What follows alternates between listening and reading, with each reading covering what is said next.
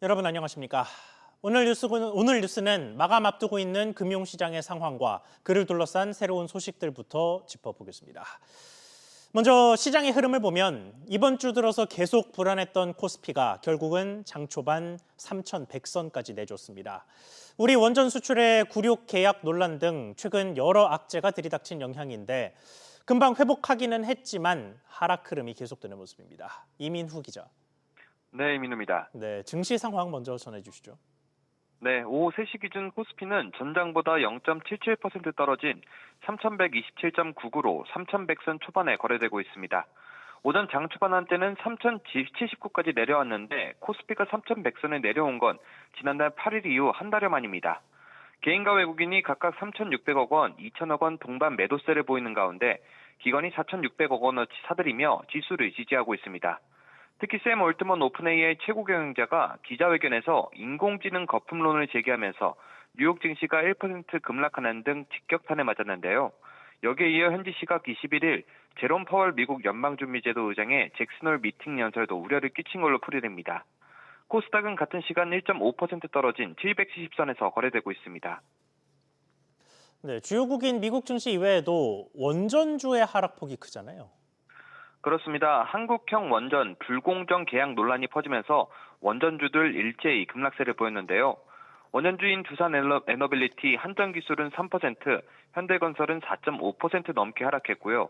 동시에 미국 상무부가 변압기 등도 철강, 알루미늄, 품목별 관세 대상에 포함하면서 LS 일렉트릭과 HD 현대일렉트릭 각각 6%, 4% 가까이 빠졌습니다. 오는 25일 상법 개정안 본회의 통과와 함께 정부가 대주주 양도세 기준을 두고 고심이 길어지면서 이 같은 하락세가 번지고 있다는 분석도 제기됩니다. 같은 시각 아시아 증시도 동반 하락세를 보였습니다. 상해 종합지수는 0.3% 오른 강보합권을 보인 반면 일본 니케이 지수와 대만 가권 지수는 각각 1.5%, 3% 가까이 급락했습니다. SBS BG 이민호입니다. 코스피의 최근 하락세는 물론 여러 가지 대내외적 변수가 얽힌 결과입니다만 정부의 실망스러운 세금 정책도 일정 부분 영향을 줬습니다. 그중에 배당소득 분리과세는 시장이 기대했던 것보다 세금 부담을 줄이는 효과가 적어서 투자자의 불만이 불거지기도 했었죠. 이에 여당에서 더 낮은 세율을 앞세운 법안이 나와 투심 달래기가 시작됐습니다. 지웅배 기자. 이번에 발의된 법안은 그러면 세율을 얼마나 낮춥니까? 네, 더불어민주당 김현정 의원이 발의한 개정안에 따르면 최대 10%포인트입니다. 기존 정부안에서 배당소득이 3억 원을 초과할 경우 매겼던 최고 세율 35%를 25%로 낮췄습니다. 또 소액주주인 2천만 원 이하 구간의 세율도 14%에서 9%로 낮추면서 부자 감세 프레임을 피했습니다. 배당 성향 40% 이상이란 조건 역시 35%로 낮췄습니다. 금융지주사와 달리 일반 제조업에선 정부 기준을 충족하기 어렵다는 지적을 감안한 것으로 보입니다. 배당 성향이 25%를 넘기면서 직전 3년 평균이나 직전 해보다 배당을 5% 늘린 기업이란 조건도 담겼습니다. 정부안이 증가분에만 분리과세를 적용했던 것과 달리 김 의원 개정안은 전체에 분리과세가 적용한다는 점도 차이점입니다. 네, 대주주 양도세 관련해서도 그렇고 정부 세제 개편안의 불만을 여당에서 좀 수습하는 분위기입니다. 네, 그렇습니다. 정부안의 경우 일몰이 존재하는 조세특례 제한법으로 그 기한도 3년에 그치는데요. 김 의원 개정안은 소득세법으로 법안을 다시 바꾸기 전까진 그 내용이 유지된다는 점도 정부안과 차이점입니다. 정부안이 효과가 없다는 비판이 나오는 상황에서 개정안이 발의되면서 세율 인하 논의가 다시금 급물살을 탈 것으로 보입니다. 김 의원은 본회의 처리를 앞둔 상법 개정안 통과 이후 당내 논의를 이어가겠다는 방침입니다.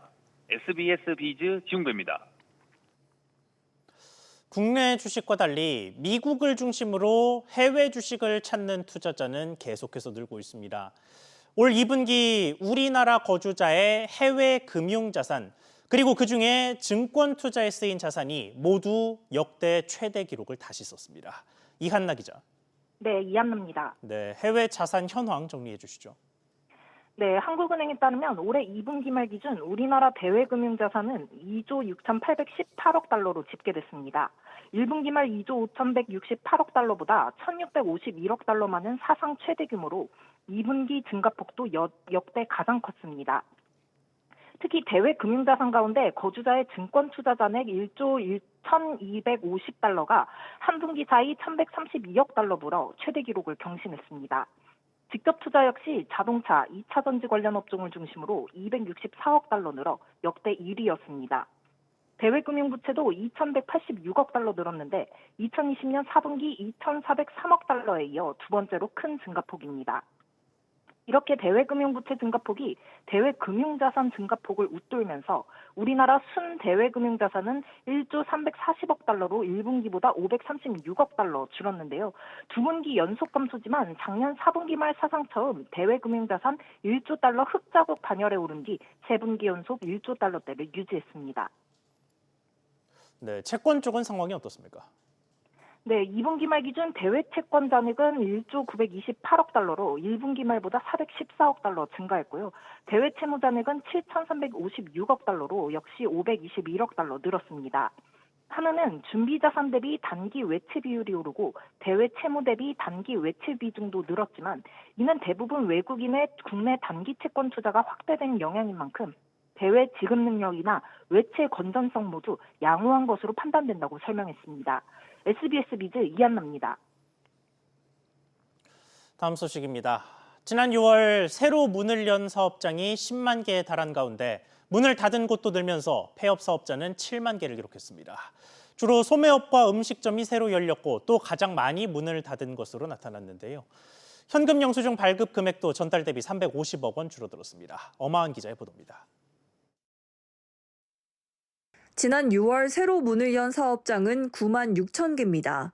이 중 3분의 1이 소매업이었고 음식점업과 부동산업이 뒤를 이었습니다. 시군구별로 보면 경기 화성에서 2,600개가 넘는 사업장이 창업했고 서울 강남에서도 2,100여 개의 사업장이 문을 열었습니다. 반면 이 기간 문을 닫은 사업장은 6만 7천여 개로 소매업, 음식점업, 부동산업 순으로 많았습니다. 새로 문을 연 만큼 또 문을 닫은 건데 폐업 사업자 증가가 가장 높은 업종은 음식업이었습니다. 6월 현금 영수증 발급 금액은 15조 7천억 원으로 전달 대비 350억 원 줄었습니다. 신용카드 결제 금액은 106조 4천억 원으로 같은 기간 6천억 원 늘었습니다. 사업자 간 거래 증빙인 전자세금 계산서 발급 금액은 380조 3천억 원으로 전달 대비 32조 원 늘었습니다.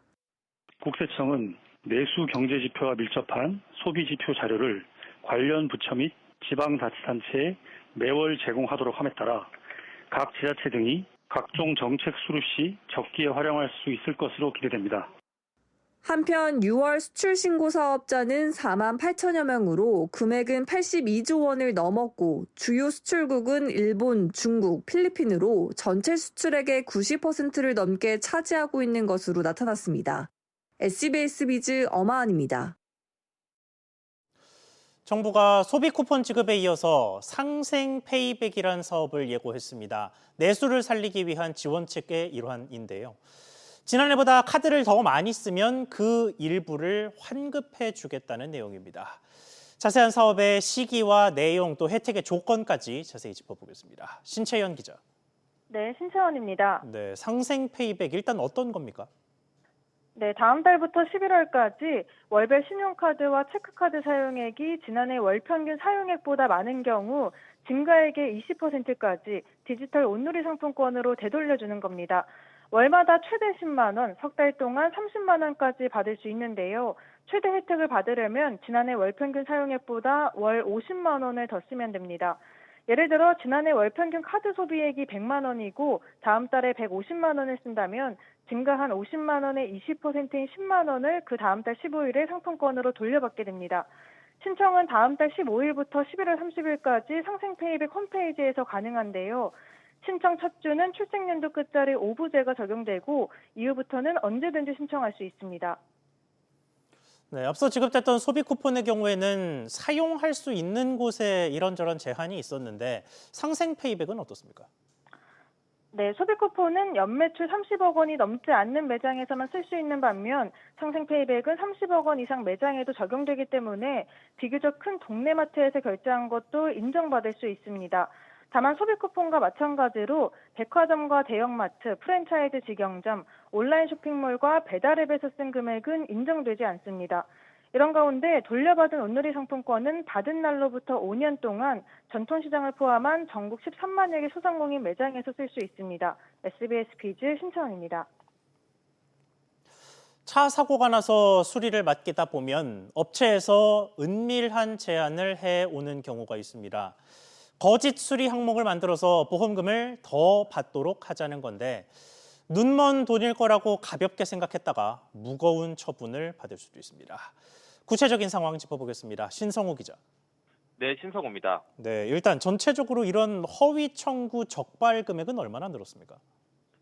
금융감독원에 따르면 지난해 기준 자동차 보험 허위 청구 적발 금액은 약 2,087억 원 규모로 집계됐습니다. 2022년 1,560억 원, 2023년 1,961억 원에서 지난해 2,000억 원을 넘기며 계속 증가하는 추세인데요. 대물, 자차 수리비나 휴대폰 파손에 대해 보험금을 중복 청구하거나 수리비를 허위로 청구하는 경우 등을 말합니다. 구체적으로 살펴보면 추돌 사고를 당해 자동차 정비업체에 차량을 입고한 A씨는 정비업체로부터 유리막 코팅 허위 보증서를 발급해주겠다는 제안을 받았습니다. 보험금 청구를 위해서였는데요. A씨는 이 제안에 응했고 허위 보증서를 첨부해 유리막 코팅 복구 명목의 비용이 포함된 자동차 수리비를 보험사에 허위 청구했습니다. 이 밖에 중고차 매매업자가 자동차 점검업자와 짜고 기존에 있던 하자를 차량 매매 후에 발생한 하자로 꾸며 수리비를 청구하는 사례도 있었습니다. 네, 지금 이야기한 예시들은 모두 수리비를 허위 청구하는 사례인데 이것 말고 그냥 중복 청구하는 경우도 심심찮게 나타나고 있죠. 네, 그렇습니다. 차량 사고가 발생해 보험사에 수리비를 청구하는 과정에서 과거 일어났던 사고에서 이미 보상받은 부분을 마치 새로운 파손인 것처럼 꾸며 보험금을 중복 청구하는 수법입니다. 이 같은 중복 허위 청구는 보험 사기로 처벌될 수 있으니 유의해야 하고요. 또 허위 서류 발급이나 사건 조작 등을 누군가 권유하면 단호히 거절해야 합니다. 자동차 보험 사기 행위는 보험 사기 방지 특별법에 따라 최대 10년 이하의 징역 또는 5천만 원 이하의 벌금 부과가 가능합니다. SBS 비즈 신성우입니다. 이어서 산업 현장 소식 전하겠습니다. 글로벌 공급 과잉으로 위기에 처한 석유화학 업계가 자율적인 사업 재편에 들어가기로 했습니다. 정부가 업계의 구조조정을 전제로 지원책을 제시하면서 협력이 가시화되는 모습입니다. 박연신 기자. 네, 박연신입니다. 네, 조금 전에 협약식이 열리고 일부 구체적인 재편 방식도 나왔던데 자세한 내용 전해주시죠. 오늘 LG화학과 롯데케미칼, SK지오센트릭 등 석유화학 기업 10곳이 대한상공회의소에서 사업재편 자율 협약식을 가졌는데요. 협약식에서 석유화학 업계는 자율 컨설팅 경과를 반영해 270에서 370만 톤 규모의 납사 분해시설, NCC를 줄이기로 결정했습니다. 또 고부가와 친환경 제품으로의 전환과 함께 지역 경제와 국민 경제에 미치는 영향을 최소화하기 위한 노력을 하겠다고 밝혔는데요. 이를 통한 재무 건전성도 확보할 방침입니다. 이번 협약은 석유화학업계가 선제적으로 자율적인 사업 재편 의지를 드러내면서 실시된 건데요. 미래 경쟁력을 확보하는 동시에 글로벌 경쟁력을 높이겠다는 계획입니다. 네, 업계가 먼저 정리하겠다는 계획을 내놨으니까 정부도 약속했던 대로 지원책을 줘야 할 텐데 정부 쪽에서는 구체적인 내용이 나왔습니까? 정부는 오늘 구체적인 지원 내용은 밝히지 않았는데요. 개별 기업이 사업 재편 계획을 들고 오면 이에 맞춰 금융과 세제, 연구개발, 규제 완화 등을 결합한 맞춤형 지원 패키지를 제공하겠다는 방침입니다. 여수와 울산, 대산 등 지역 산단별 상황과 기업별로 사업 재편 계획과 속도가 다른 만큼 적극적으로 구조조정에 나서는 기업과 지역에 지원을 집중하겠다는 계획입니다. 이와 관련해 김정관 산업통상자원부 장관은 과감하고 신속한 구조 개편만이 유일한 돌파구라고 강조하며 절박한 심정으로 사업 재편에 적극 나서줄 것이라고 기업들에 당부했습니다. SBS 비즈 박연신입니다. 최근에 노동 현장에서 연이은 중대 사고가 발생하면서 정부가 잇따라 후속 대책을 내놓고 있습니다.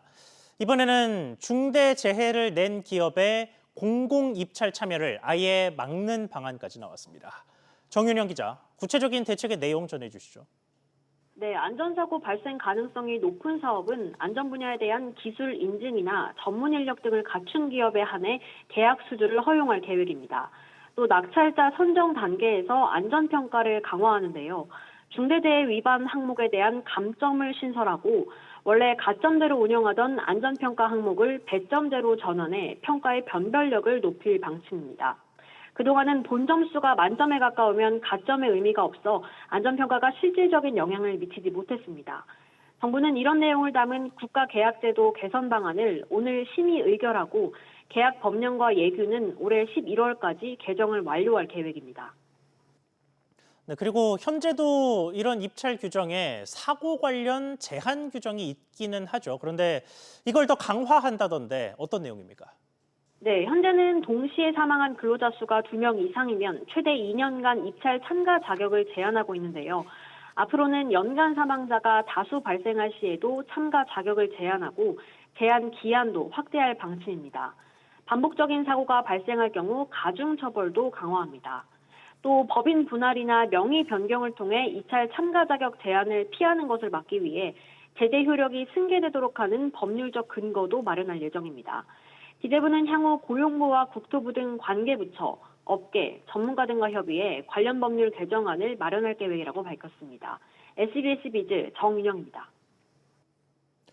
지난 정부에서 청년들의 중장기 자산 형성을 지원하기 위해 청년 도약 계좌를 도입했습니다. 그런데 연 10%에 가까운 금리 혜택을 포기하고 중도 해지하는 비율이 최근에 크게 높아졌습니다. 왜 그런 건지 취재기자 연결해서 자세히 알아보겠습니다. 김한진 기자, 일단은 중도 해지율이 얼마나 높아졌습니까? 네, 국회 정무위원회 소속 강민국 의원실이 금융감독원으로부터 제출받은 자료에 따르면 지난달 말 기준 청년 도약계좌 중도 해지 인원은 총 35만 8천 명이었습니다. 신규 개설 누적 인원 225만 명 가운데 약 16%가 납입을 포기한 겁니다. 2023년 말과 비교하면 8%포인트 가까이 뛰어올랐는데요. 특히 납입 금액이 적을수록 중도 해지율이 높았습니다. 납입액이 10만 원 미만인 가입자들의 중도 해지율이 약 40%로 가장 높았고 최대 금액인 70만 원을 내는 경우 중도에 해지하는 비율은 1%도 채 안 됐습니다. 네, 이게 금리 혜택이 결코 작다고 볼 수 없는 상품인데 왜 중간에 멈추는 걸까요? 네, 청년 도약계좌는 만 19세에서 34세 청년이 매달 한도 내 저축을 하면 정부가 3에서 6%의 지원금을 지급합니다. 은행 이자와 정부 기여금, 비과세 혜택 등을 일반 적금 금리로 환산하면 최대 9.54%의 금리 효과가 있는데요. 다만 5년 후에야 만기가 돌아온다는 부담에 취업난과 생활비 부담 등까지 맞물리면서 금전저걸로 쪼들리는 상황이 청년들의 납입 포기 요인으로 꼽힙니다. 청년 도약계좌의 이자와 비과세 혜택 등 세제 지원은 오는 12월 31일자로 종료되는데요. 정부는 청년 도약계좌 가입자들에게 청년들이 1년에서 3년 사이 한도 내 적금을 납입하면 만기 때 25%가량을 지원하겠다며 이재명 대통령이 공약으로 내건 청년 미래 적금으로 갈아타는 방안을 검토 중입니다. SBS 비즈 김한진입니다.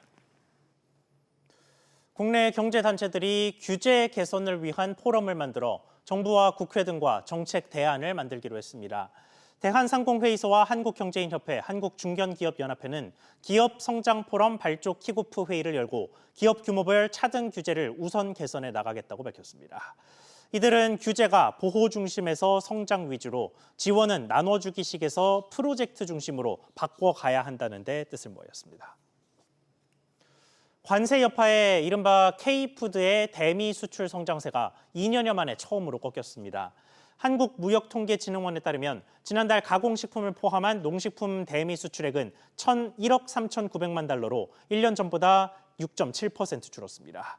농식품 대미 수출이 줄어든 건 2023년 5월 이후 처음으로 고율 상호 관세가 예고되면서 제품 발주를 앞당긴 것과 함께 소비 둔화로 발주가 줄어든 영향으로 분석됩니다.